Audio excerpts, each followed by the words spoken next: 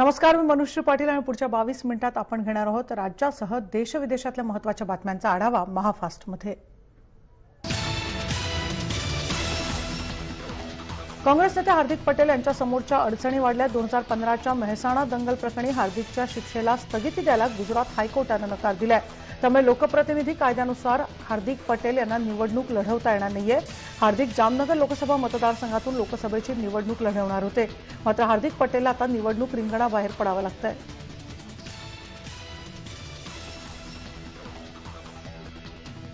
गुजरातमधील मेहसाणा इथल्या हिंसाचार प्रकरणी हायकोर्टाने दिलासा द्यायला नकार दिल्यानंतर काँग्रेस नेते हार्दिक पटेल यांनी प्रतिक्रिया दिली आहे। गुजरात हायकोर्टाच्या निर्णयाचं मी स्वागत करतो। भाजपच्या अनेक नेत्यांविरोधात खटले दाखल आहेत, शिक्षा देखील आहे, पण कायदा फक्त आमच्यासाठीचा आहे अशा शब्दात त्यांनी भाजपवर निशाणा साधला।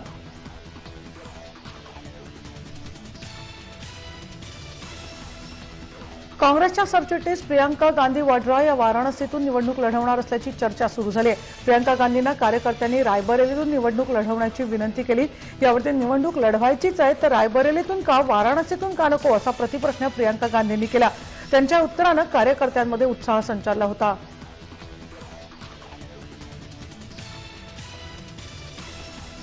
पश्चिम बंगालमध्ये निवडणुकीच्या प्रचारादरम्यान भाजपचे राष्ट्रीय अध्यक्ष अमित शाह यांनी मुख्यमंत्री ममता बॅनर्जींवर निशाणा साधला। ममता सरकार ज्या पद्धतीने काम करत आहे त्यामुळे पश्चिम बंगालची संस्कृती नष्ट होत चालली आहे असा आरोप त्यांनी केला। पश्चिम बंगालमध्ये भाजप लोकसभेच्या 23 जागा जिंकेल असा निर्धारही अमित शाह यांनी यावेळी बोलून दाखवला। लोकसभा निवडणुकीत भाजप आणि एनडीए 300हून अधिक जागा जिंकत पुन्हा सत्तेवर येईल। आमच्या घटक पक्षांच्या जागाही वाढतील असा विश्वास पंतप्रधान नरेंद्र मोदी यांनी व्यक्त केला। 2019ला मोदींविरोधात कोणीही नाही, 2024 मध्ये कदाचित एखादा चेहरा मोदींविरोधात समोर येईल असंही त्यांनी यावेळी म्हटलं। भीम आर्मीचे संस्थापक चंद्रशेखर आझाद यांनी पंतप्रधान नरेंद्र मोदी विरोधात वाराणसीतून निवडणूक लढवण्याचं घोषित केलं। महाआघाडी मोदी विरोधात आव्हान उभं करू शकत नाही म्हणून मी उभं राहण्याचा निर्णय घेतला असल्याचं त्यांनी म्हटलं। शनिवारी वाराणसीतून मोटरसायकल रॅली काढत ते प्रचाराचा नारळ फोडणार आहेत।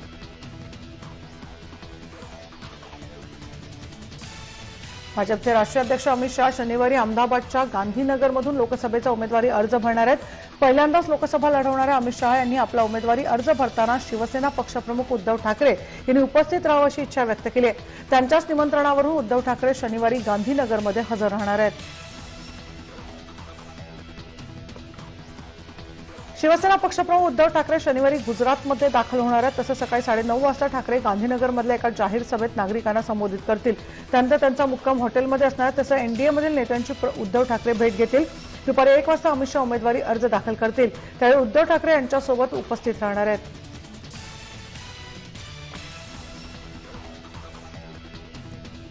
माढा मतदारसंघातील भाजपच्या जागेचा तिढा अखेर सुटलाय। भाजपकडून माढा लोकसभा मतदारसंघासाठी रणजितसिंह नाईक निंबाळकर यांना उमेदवारी जाहीर करण्यात आली आहे। आठवडाभरापूर्वी रणजितसिंह नाईक निंबाळकर यांनी भारतीय जनता पक्षात प्रवेश केला। त्यामुळे आता माढा मतदारसंघात संजय मामा शिंदे विरुद्ध रणजितसिंह नाईक निंबाळकर अशी थेट लढत होणार आहे।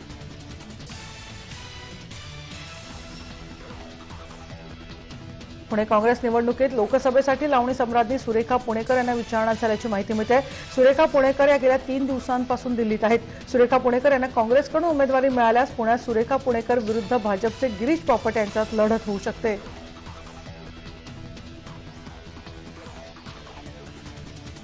काँग्रेस पक्षात प्रवेश करणाऱ्या अभिनेते उर्मिला मातोंडकर यांना पक्षाने उत्तर मुंबईत उमेदवारी दिली। नवी दिल्लीत काँग्रेसच्या केंद्रीय निवडणूक समितीच्या बैठकीत हा निर्णय घेण्यात आला। उत्तर मुंबई हा मतदारसंघ भाजपचा बालेकिल्ला मानला जातो। आता काँग्रेसनं उर्मिलाला रिंगणात उतरवून चुरस निर्माण केली आहे। या मतदारसंघातून गोपाळ शेट्टी विरुद्ध उर्मिला अशी लढत पाहायला मिळणार आहे।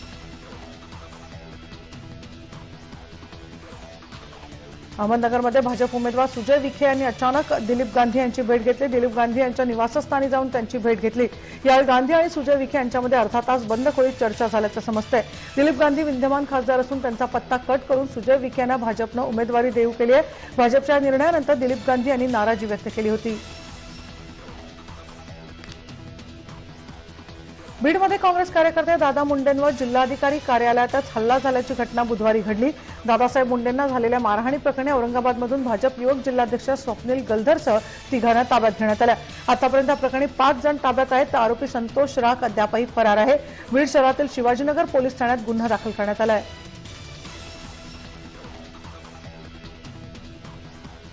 पृथ्वीराज चव्हाण मुख्यमंत्री असताना मला राष्ट्रवादीचा आमदार म्हणून नेहमी दुय्यम वागणूक मिळाली असा आरोप साताऱ्यामधले युतीचे उमेदवार नरेंद्र पाटील यांनी केला।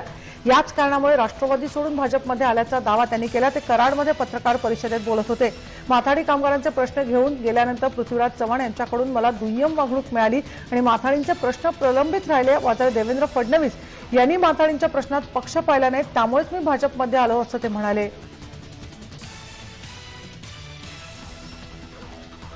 चंद्रपूरमध्ये अर्थमंत्री सुधीर मुनगंटीवार यांनी काँग्रेसवर हल्लाबोल केलाय। राहुल गांधींच्या बोलण्यावर जनतेने विश्वास कसा ठेवायचा? नेहमी म्हणतात गरिबी दूर करणार, मात्र आतापर्यंत गरिबी काही दूर झालेली नाही। काँग्रेसवाले 100 मार्क्सच्या पेपरमध्ये फक्त 2 मार्क्स घेतील अशी टीकाही त्यांनी यावेळी केली। मावळ लोकसभेत राष्ट्रवादी काँग्रेस आणि शिवसेना अशी लढत होणार असली तरी वंचित बहुजन आघाडीची देखील निर्णायक भूमिका ठरवेल असं काहीसं चित्र आहे। वंचित बहुजन आघाडीने पनवेलचे राजाराम पाटील यांना रिंगणात उतरवलंय। त्यांच्याकडून ही प्रचाराची रणनीती सुरू झाली आहे। पिंपरी चिंचवडमध्ये पार पडलेल्या बैठकीत सर्व वंचितांनी विजयाचा निर्धार बांधला असून आघाडीच्या असो की युतीच्या दोन्ही सरकारनं आजवर वंचित समाजावर अन्याय केला, हा अन्याय दूर करण्यासाठी निवडणुकीत उतरलोय। यात आम्हाला यश मिळेल अशी आशा मावळ लोकसभेच्या वंचित आघाडीचे राजाराम पाटील यांनी व्यक्त केली। कोल्हापूर लोकसभा मतदारसंघातील वाद सोडवण्यासाठी काँग्रेस राष्ट्रवादी आघाडीकडून प्रयत्न होताना दिसतात। काँग्रेस आमदार सतेज पाटील आणि खासदार धनंजय महाडिक यांच्यातील वाद सोडवण्यासाठी आता शरद पवार पुढाकार घेतात। शरद पवार मंगळवारी कोल्हापूरमध्ये दाखल होणार आहेत। राष्ट्रवादी काँग्रेसकडून कोल्हापूर लोकसभा मतदारसंघासाठी पुन्हा एकदा विद्यमान खासदार धनंजय महाडिक यांना उमेदवारी जाहीर झाली आहे। मात्र धनंजय महाडिक यांना कुठल्याही स्थितीत मदत करणार नाही अशी भूमिका घेतलेले काँग्रेस आमदार सतेज पाटील यांच्यामुळे आघाडीत बिघाडी होण्याची स्थिती निर्माण झाली आहे। उस्मानाबादेत शिवसेनेतली बंडखोरी अखेर संपली आहे। बसवराज वनगाळेंनी उमेदवारी अर्ज मागे घेतलाय। रवींद्र गायकवाड यांना उमेदवारी नाकारल्यानं वनगाळेंनी बंडखोरी केली होती, पण अखेर पक्षाचा आदेश महत्वाचा अशी भूमिका खासदार रवींद्र गायकवाड यांनी घेतली आणि आता ओमराजे निंबाळकर हे उस्मानाबादमधले उमेदवार असतील।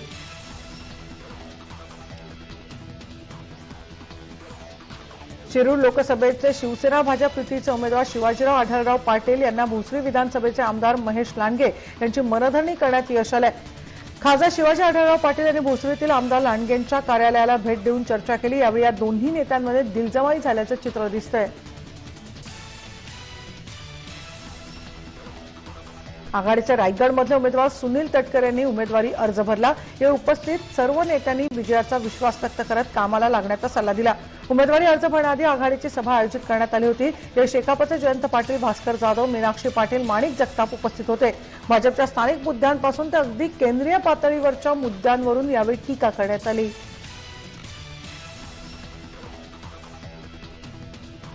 हातकणंगले मतदारसंघातून शिवसेनेकडून धैर्यशील माने यांनी आपला उमेदवारी अर्ज दाखल केला। 12 बलुतेदारांना घेऊन ट्रॅक्टरमधून येऊन त्यांनी अर्ज भरला। यावेळी महसूल मंत्री चंद्रकांत पाटील, परिवहन मंत्री दिवाकर रावते, कृषी राज्यमंत्री सदाभाऊ खोत यांच्यासह सेना भाजपचे नेते उपस्थित होते।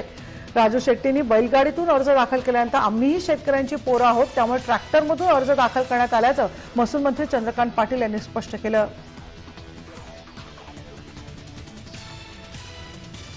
भाजपचा बालेकिल्ला समजला जाणाऱ्या नागपूरमध्ये मंत्री नितीन गडकरी यांना पराभूत करण्यासाठी काँग्रेसनं कंबर कसले।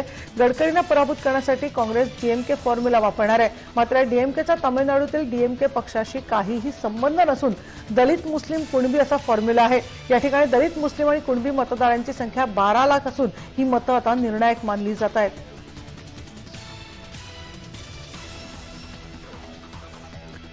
औरंगाबाद शहरातील 2 गेटच्या डागडुजी पलीकडे एमआयएमच्या इम्तियाज जलील यांनी केलं तरी काय असा प्रतिसवाल शिवसेनेचे आमदार संजय शिरसाट यांनी केलाय।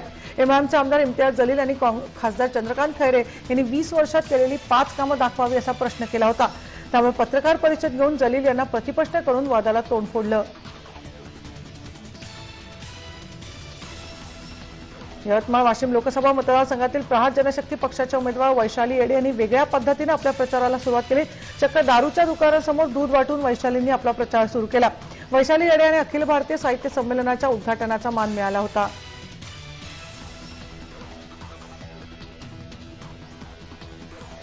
दलित पॅंथर पक्षाचे अध्यक्ष आणि दिवंगत नेते नामदेव ढसाळ यांच्या पत्नी मल्लिका अमर शेख यांनी मातोश्रीवर पक्षप्रमुख उद्धव ठाकरेंची भेट घेतली।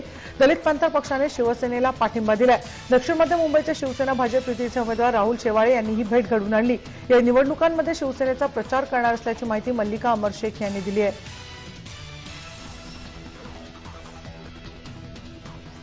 मराठा क्रांती मोर्चाच्या आंदोलनात सहभागी झालेल्या अनेक कार्यकर्त्यांना औरंगाबाद पोलिसांनी निवडणुकीच्या पार्श्वभूमीवर नोटिसा बजावल्यात। ऑगस्ट 2018 मध्ये औरंगाबादसह संपूर्ण राज्यात मराठा क्रांती मोर्चाचं आंदोलन पेटलं होतं। ठिकठिकाणी मराठा समाजातील कार्यकर्ते रस्त्यावर उतरून आंदोलन करत होते। त्या काळात अनेक कार्यकर्त्यांवर गुन्हे दाखल करण्यात आले होते।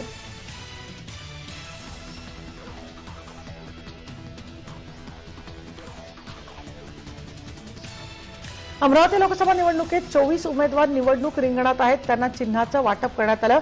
यावेळी युवा स्वाभिमान पक्षाच्या महाआघाडीच्या उमेदवार नवनीत राणा यांना पाना हे चिन्ह मिळाले।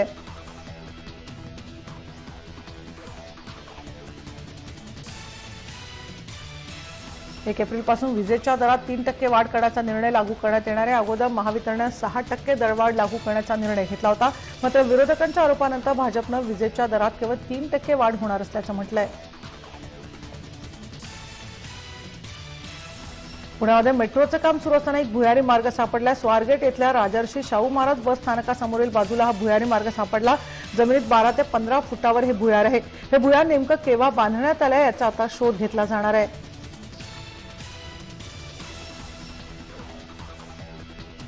घाटकोपर पश्चिमेला रेल्वे स्थानकासमोरच असणाऱ्या एका मोबाईलच्या दुकानाला भीषण आग लागली होती। या आगीत लाखो रुपयांचे मोबाईल जळून खाक झाले। यात शॉर्ट सर्किटनं लागल्याचा प्राथमिक अंदाज आहे। आगीवर नियंत्रण मिळवण्यात अग्निशमन दलाला यश आलंय।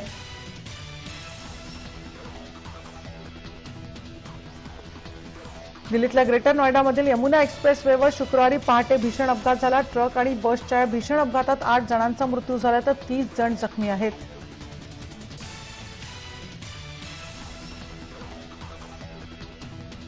पुलवामा हल्ल्यात सहभाग असल्याच्या संशयातून पुण्यातून एकाला अटक करण्यात आली आहे। शरीयत मंडल असं या संशयिताचं नाव असून त्याला चाकणमधून ताब्यात घेण्यात आलं आहे। त्याच्याकडून जवानांच्या पोस्टिंग डिटेल्सची प्रिंट जप्त करण्यात आली आहे। बिहार एटीएसनं खैरुल मंडल आणि अबू सुलतान या दोघा बांगलादेशींना काही दिवसांपूर्वी अटक केली होती। त्याच्या चौकशीतून शरीयतचं नाव पुढे आलं होतं। त्यानंतर बिहार एटीएसनं ही कारवाई करत शरीयतला चाकणमधून अटक केली आहे। कल्याणमध्ये 2 तरुणांनी बहिणीला छेडल्याचा आरोप करत एका तरुणाला लुटलाय। या तरुणाकडून दोघांनी 17 लाख रुपये लंपास केलेत।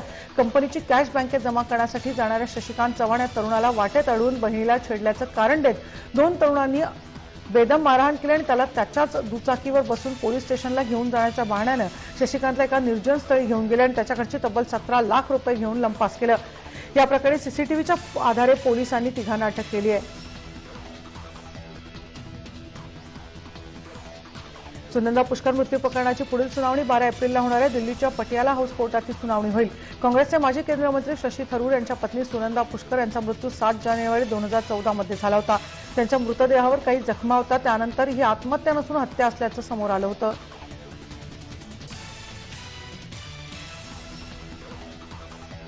कल्याण डोंबिवली महापालिकेचे कार्यकारी अभियंता सुभाष पाटील यांच्यावर आठवड्याभरापूर्वी जीवघेणा हल्ला करण्यात आला। या प्रकरणी डोंबिवलीच्या रामनगर पोलिसांनी 4 आरोपींना अटक केली आहे। या चौघांपैकी 2 जण शिवसेनेच्या नगरसेवकाचे कार्यकर्ते असल्याचं समोर आलंय। हल्ला नेमका का करण्यात आल्याचा तपास आता पोलीस करतायत। बीड तालुक्यातल्या राजुरी परिसरात एका कारमधून 8 ते 9 लाखांची रोकड जप्त करण्यात आली। वाहतूक शाखेने ही कारवाई केली। एवढी रक्कम नेमकी कोणत्या कारणासाठी नेली जात होती याचा तपास आता पोलीस करतायत।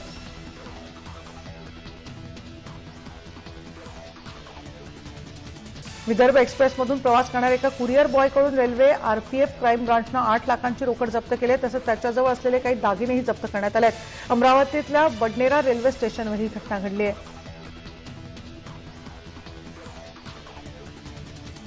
मालेगावातलं कमाल तापमान 42 अंशावर गेले। उष्णता वाढल्यानं रुग्णांच्या संख्येतही वाढ झाली आहे। महाराष्ट्रात सध्या मालेगावचं तापमान 2ऱ्या क्रमांकावर आहे। दुपारी 12 ते 4 पर्यंत लोकांनी बाहेर निघणंच टाळलं असल्याचं चित्र आहे।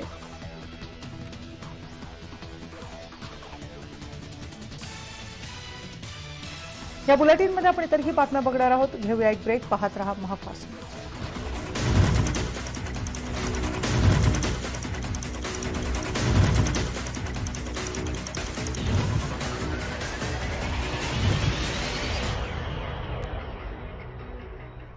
पुन्हा एक नजर टाकूया महाफास्ट न्यूजवर। मलेशियात सुरू असलेल्या सुलतान अझलन शाह हॉकी स्पर्धेत भारतीय संघानं अंतिम फेरीत प्रवेश केला। आपल्या अखेरच्या साखळी सामन्यात भारतानं पोलंडवर 10-0 मात केली। यासह भारतानं गुणतालिकेत पहिलं स्थान पटकावलं। शनिवारी होणाऱ्या अंतिम सामन्यात भारतासमोर दक्षिण कोरियाचं आव्हान असणार आहे।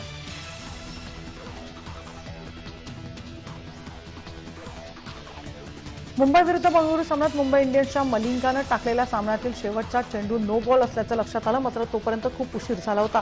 या प्रकारावरून क्रिकेट विश्वात तीव्र पडसाद उमटले असून दिग्गज क्रिकेटपटूंनी पंचांच्या हलगर्जीपणावर सडकून टीका केली।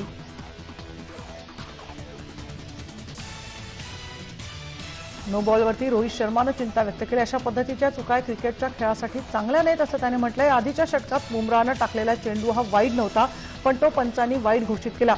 अशा निर्णयाने काही वेळा सामन्याला कलाटणी मिळते, सामन्याची दिशा बदलते असं मत रोहितनं मांडलंय। पंतप्रधान मोदींच्या जीवनावरच्या पीएम नरेंद्र मोदी या चित्रपटाच्या विरोधात केलेल्या याचिकेवर 1 एप्रिलला सुनावणी होणार आहे। निवडणूक आयोगाला नोटीस मिळाली नसल्याने याचिकेवर 1 एप्रिलला सुनावणी होणार आहे। निवडणुकीच्या काळात चित्रपट प्रदर्शित होऊ नये यासाठी चित्रपटाच्या प्रदर्शनाविरोधात याचिका करण्यात आली होती।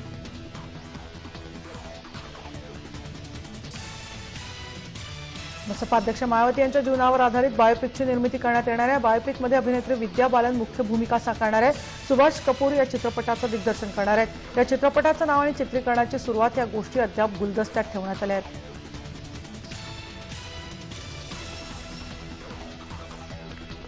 बॉलिवूडची धगधग काल माधुरी दीक्षित लोकसभा निवडणूक लढणार असल्याची जोरदार चर्चा सुरू होती, त्यावर माधुरीने अखेर मौन सोडलंय। मी कोणत्याही पक्षातून लोकसभा निवडणूक लढवणार नाही, मी निवडणूक लढवणाऱ्या निव्वळ अफवा आहेत असं माधुरीनं स्पष्ट केलं।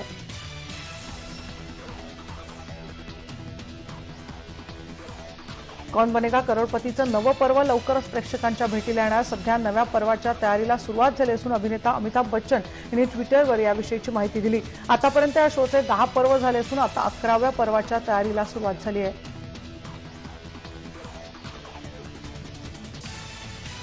दीपिका, रणवीर, आलिया, रणबीर या चौघांमध्ये घट्ट मैत्री झाली असून हे चौघे आता एकत्र यूएस टूरला जाणार आहेत। पुढच्या वर्षी हा दौरा होणार असून एका कार्यक्रमानिमित्त हे चौघे एकत्र येणार आहेत। न्यूयॉर्क, न्यू जर्सी, शिकागो आणि इतर काही शहरांना देखील ते भेट देतील।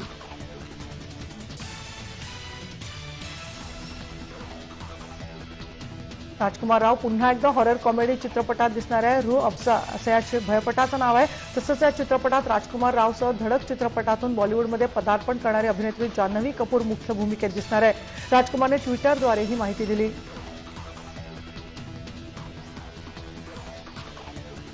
सारा अली खानने कॉफी विथ करण या रियालिटी शोमध्ये कार्तिकला डेट करण्याची इच्छा व्यक्त केली होती। तेव्हापासूनच या जोडीची सर्वत्र चर्चा होते। अखेर साराची इच्छा पूर्ण झाल्याचे दिसते। कार्तिकनं साराला नुकतंच कॅन्डल लाईट डिनरला नेलं असून त्याचे फोटो सोशल मीडियावर पाहायला मिळत आहेत।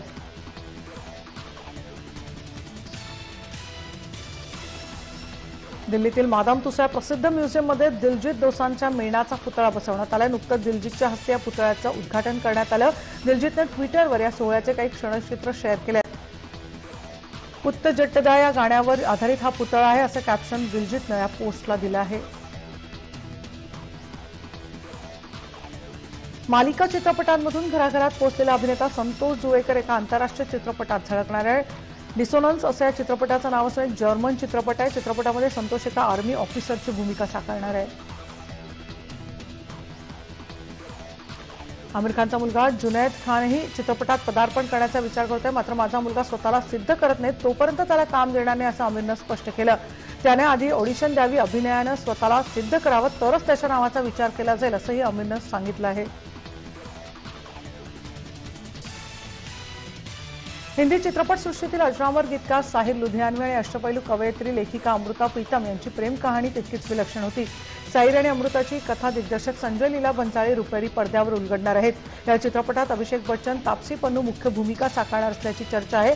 तापसी आणि अभिषेक मनमर्जी या चित्रपटानंतर पुन्हा एकदा एकत्र दिसणार आहेत। अभिनेत्री ट्विंकल खन्नाचा चुलत भाऊ अक्षय कुमारचा मेहुणा करण कपाडिया लवकरच बॉलिवूडमध्ये पदार्पण करतोय। टोनी डिसूजाच्या प्रोडक्शन अंतर्गत निर्मित ब्लँक या चित्रपटात तो पदार्पण करतोय। चित्रपटाचा पोस्टर नुकताच प्रदर्शित झालाय। ब्लँक या चित्रपटात सनी देओल महत्त्वपूर्ण भूमिका साकारणार आहे। त्याचप्रमाणे डिंपल यामध्ये पाहुण्या कलाकाराच्या भूमिकेत झळकणार असल्याचं म्हटलं जात आहे। तुला पाहते रे मालिकेतून अभिनेत्री गायत्री दातानं छोट्या पडद्यावर पदार्पण केलं। मालिकेमुळे गायत्री अल्पावधीतच लोकप्रियतेच्या शिखरावर पोहोचली। गायत्रीचे चाहते आता तिला लवकरच रुपेरी पडद्यावर पाहू शकणार आहे, कारण आगामी मराठी चित्रपटाच्या निमित्तानं ती रुपेरी पडद्यावर पदार्पण करते। कोल्हापूर डायरीज या चित्रपटात गायत्री मुख्य भूमिका साकारणार आहे। सुपरहिट ठरलेल्या मल्याळम अंगमली डायरीज चित्रपटाचा हा मराठी रिमेक आहे।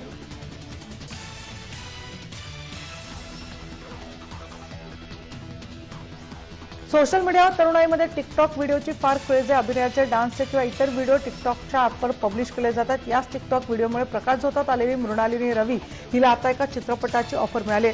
दाक्षिणात्य चित्रपट सुपर डिलक्समध्ये तिला मुख्य भूमिकेची ऑफर मिळाली असून हरीश शंकर दिग्दर्शित वाल्मिकी चित्रपटात ही मुख्य भूमिका साकारणार आहे.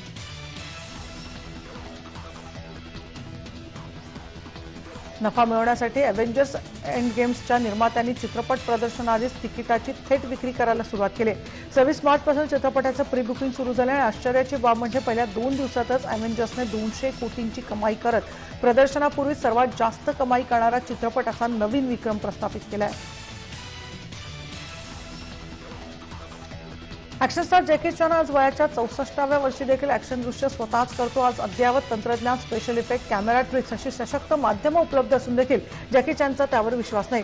त्याच्या मते जी मजा इमारतीवरून स्वतः उडी मारण्यात आहे ती स्पेशल इफेक्ट्समध्ये नाही. स्पेशल इफेक्ट्सद्वारे चित्रीकरण करायचं आणि ॲक्शन स्टार म्हणून फुशारक्या मारायचं हे त्याच्या तत्वात बसत नाही. म्हणून चित्रपटातील 90% स्टंट तो स्वतःच करतो.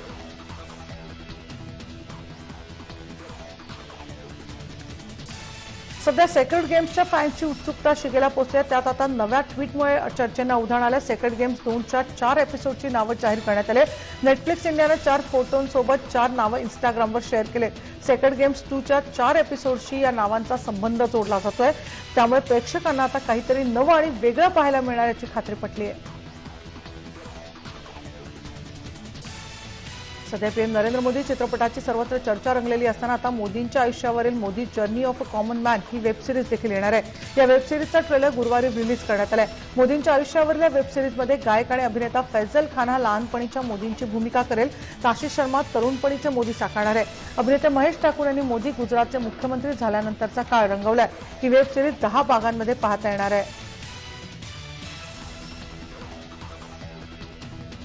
अक्षय कुमारचा केसरी हा 2019 मधला बॉलिवूडमधला सर्वाधिक वेगाने 100 कोटींची कमाई करणारा चित्रपट ठरलाय. गेल्या 3 महिन्यात Uri the surgical strike, Manikarnika, the queen of झाशी, ठाकरे, टोटल धमाल, बदला, लुकाछुपी, गली बॉय सारखे चित्रपट प्रदर्शित झाले. या सर्व चित्रपटात बॉलिवूडमधले आघाडीचे कलाकार होते. मात्र या चित्रपटाला 100 कोटींचा गल्ला जमवायला 1 आठवड्याहून अधिकचा वेळ लागला. मात्र केसरीनं 7 दिवसात 100 कोटींचा टप्पा पार केलाय.